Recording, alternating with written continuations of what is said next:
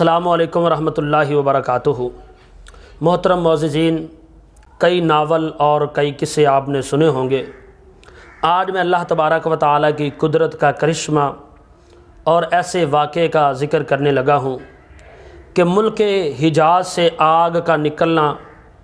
اور بصرہ کے اندر رہنے والے اونٹوں کی گردنوں کو روشن کر دینے والا واقعہ۔ حدیث پاک میں ہے، حضرت ابو ہریرہ فرماتے ہیں، آمینہ کے لال حضرت محمد صلی اللہ علیہ وسلم نے فرمایا، لا تقوم الساعہ حتی تخرج نار من ارض الحجاز، کہ اس وقت تک قیامت نہیں آئے گی کہ جب تک ملک حجاز سے آگ نکلے، اور وہ اتنی بلند و بالا اور اتنی تیز وہ آگ ہوگی، اعناق الابل، بصرہ کے اندر رہنے والے اونٹوں کی گردنوں کو روشن کر دے۔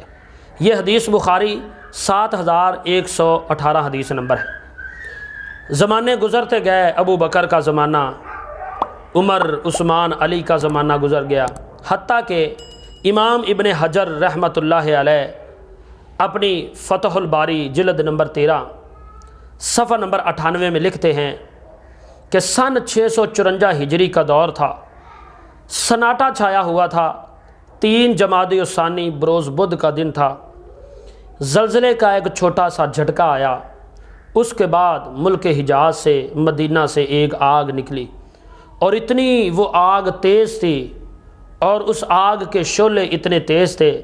حافظ ابن حجر عسقلانی رحمۃ اللہ علیہ لکھتے ہیں، اس آگ کے سامنے اگر پتھر آتے تو وہ آگ ان کو بھی جلا کے رکھ دیتی۔ اونٹوں کی گردنوں کو روشن کر دیا گیا۔ اور امام ابن تیمیہ رحمۃ اللہ علیہ فرماتے ہیں، اہل شام اس آگ کے متعلق تواتر سے بیان کرتے ہیں۔ اسی طرح امام ابن کثیر رحمۃ اللہ علیہ نے بھی اپنی کتاب البدایہ والنہایہ جلد نمبر 3 میں اس آگ کا ذکر کیا ہے۔ تو معززین، کیسی وہ آگ ہوگی کہ جس نے لوگوں میں کہرام مچا دیا ہوگا، کسی نے وہ آگ نہیں لگائی تھی،